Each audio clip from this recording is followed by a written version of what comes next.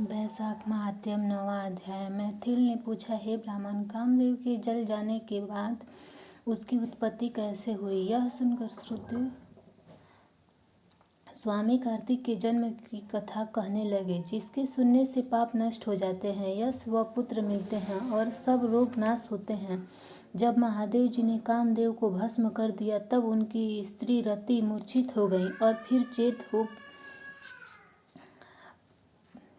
हो गई, पर उनके प्रकार से विलाप कर शरीर त्याग करने लगी और अंतिम क्रिया करने के लिए बसंत बुलाया। बसंत ने आकर रति को समझाया, आत्मघात करना धर्म का हेतु नहीं है। लेकिन रति के न मानने पर बसंत ने नदी के तट पर चिता बनाई और रति गंगा में स्नान कर संपूर्ण क्रिया कर्म से निश्चिंत हो सब इंद्रियों को रोक और मन को आत्मा में लीन कर चिता पर चढ़ने को उद्यत हुई। तब आकाशवाणी हुई कि हे कल्याणी, हे पति में अत्यंत प्रेम रखने वाली, तू चिता में प्रवेश मत कर। तेरा पति महादेव जी के प्रसाद से तथा यदुवंशी कृष्ण भगवान से पुनः पैदा होगा। ऐसे कर्म से 2 जन्म होंगे। जब दूसरे जन्म में श्री कृष्ण से रुक्मिणी के गर्भ से तेरा पति होगा, उसका नाम प्रद्युम्न होगा। तू ब्रह्मा के शाप से शंकर के घर में निवास करेगी। वही प्रद्युम्न नाम के तेरे पति से तेरा मिलन होगा। ऐसा कह आकाशवाणी समाप्त हो गई। तब रति ने चिता में प्रवेश नहीं किया। फिर सब देवताओं ने रति को वरदान देकर उसको शांत किया और कहा, हे काम प्रिय, अब तेरा पति अनंग कहलाएगा और अंग वाले की तरह मरा हुआ भी दिखाई देगा। पूर्व कल्प में तेरा पति सुंदर नाम का राजा था। उस जन्म में तू ही उसकी पत्नी रज शंकर कारिणी हुई थी। इसी से तेरी यह दशा हुई है। अब तू वैशाख मास में प्रातः काल मंदाकिनी नदी में स्नान कर मधुसूदन भगवान का पूजन कर और उनकी दिव्य कथा सुनकर अशून्य शयन नाम का व्रत आरंभ कर दिया। ऐसा करने से तेरा पति तुझे अवश्य मिल जाएगा, इससे संदेह नहीं। रति को ऐसा वर दे। सब देवता अपने अपने स्थान को चले गए और रति भी क्लेश से निवृत्त हो गई। मेष की संक्रांति में गंगा स्नान कर अशून्य शयन व्रत धारण करते ही उसे तत्काल कामदेव दिखाई दिया। पूर्व कल्प में भी यह बड़ा धर्मपरायण राजा था, मगर उसने वैशाख मास में कर्तव्य धर्म नहीं किए थे, इसीलिए कामदेव परमात्मा का पुत्र होने पर भी अंगहीन हुआ।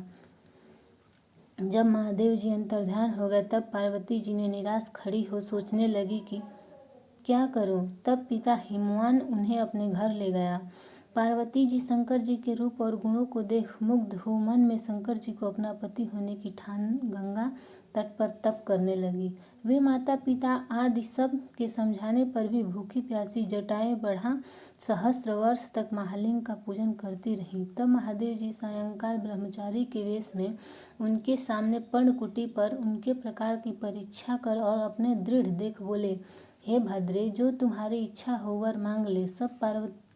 तब पार्वती जी ने वर मांगा कि हे रुद्र, तुम मेरे पति हो। तथा वस्तु ऐसा ही यह वर देकर सप्त ऋषियों को बुलाया, हिमाचल के पास भेजा। ये सप्त ऋषि हिमाचल के पास पहुँचे और हिमाचल के पूछने पर बोले, हे राजन, तेरी कन्या पार्वती ने, जो पहले दक्ष की पुत्री थी, अपने पिता के यज्ञ में शरीर त्याग कर तेरे घर में जन्म लिया है। उसका विवाह महादेव जी से कर दो।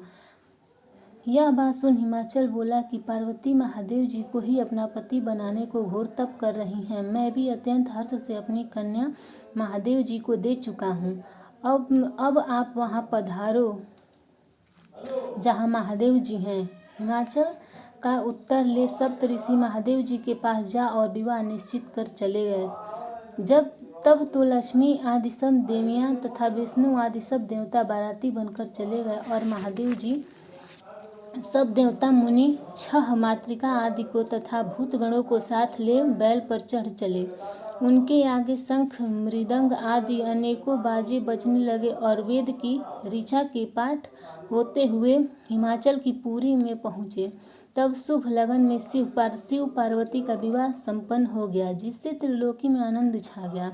इस महोत्सव के पूर्ण होने पर शंकर जी पार्वती जी के संग स्वच्छंदता से हिमाचल के शिखर पर सहस्त्र दिव्य वर्ष तक रमण करते रहे। महादेव जी द्वारा पार्वती जी के साथ नित्य प्रति रमण करने पर भी गर्भ स्थित न हुई तो देवताओं को घोर चिंता उत्पन्न हुई कि हमारे कार्य की सिद्धि कठिन है। तब खूब विचार कर अग्नि को बुला उसका अत्यंत सम्मान कर जहाँ महादेव जी रमण कर रहे थे वहाँ भेज और कहा कि जब महादेव जी रमण कर चुके तब तू प्रकट हो उनके सम्मुख चले जाना जिससे वह पुनः रमण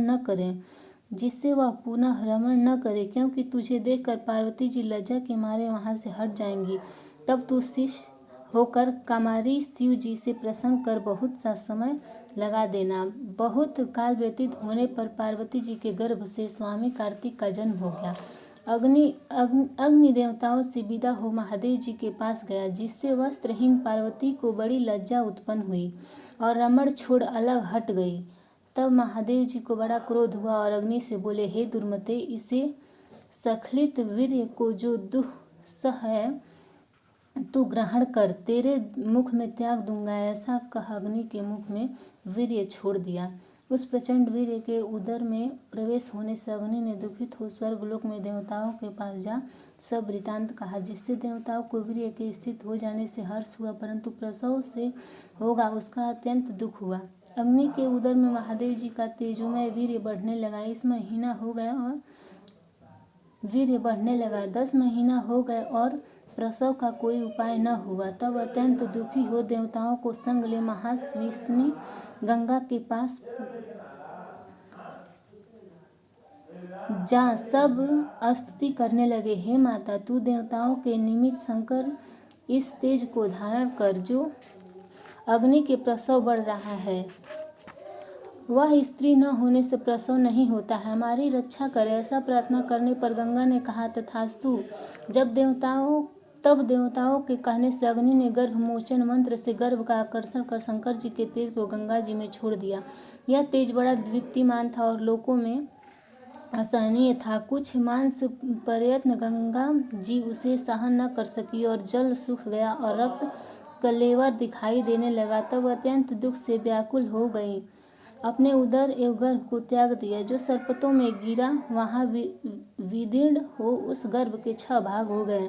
तब ब्रह्मा को भेजी 6 कृतिकाएं और उन्होंने शंकर कंडों से विभिन्न संभव तेज के 6 भागों को ग्रहण कर 6 मुख का पुरुष बनाया जिसका शरीर एक ही था, उसे बहुत दृढ़ कर दिया। यह पुरुषार्थ 6 मुखी शरीर बहुत समय तक सरकंडों में ही पड़ा रहा, उसका कोई रक्षक नहीं था। एक दिन बैल पर चढ़े हुए महादेव पार्वती उसी स्थान से होकर त्रिशैल को जा रहे थे। सहसा पार्वती के स्तनों से दूध की धार ठरकने लगी। तब विस्मित हो पार्वती ने महादेव जी से अकस्मात स्तनों से दूध बहने का कारण पूछा। महादेव जी बोले, तेरा पुत्र यहीं नीचे पड़ा है और अपने रमण की बात तथा अग्नि का वह आना जिससे पार्वती को उसे देखने से लज्जा के मारे हट जाना और वीर्य स्खलित होने से क्रोध में आकर अग्नि के मुख में छोड़ देना और गंगा के जलने से गंगा का शंकर कंडों में छोड़ देना और वहाँ पर उनके 6 भाग हो जाना तथा मातृकाओं के दृढ़ पर देने का वृतांत सुनाया।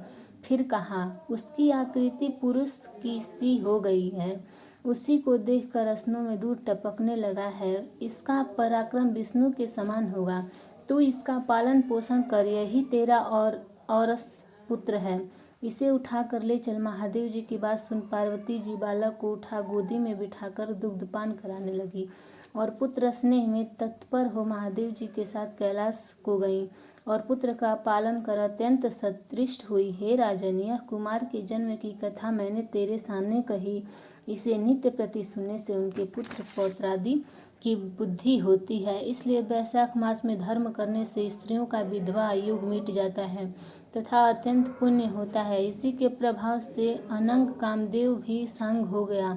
जो लोग इस मास में बिना स्नान दान किए बिता देते हैं उन्हें बहुत से धर्म करने पर भी अनेकों दुख भोगने पड़ते हैं। इसलिए यही एक मास संपूर्ण धर्मों के करने के लिए हितकारी है।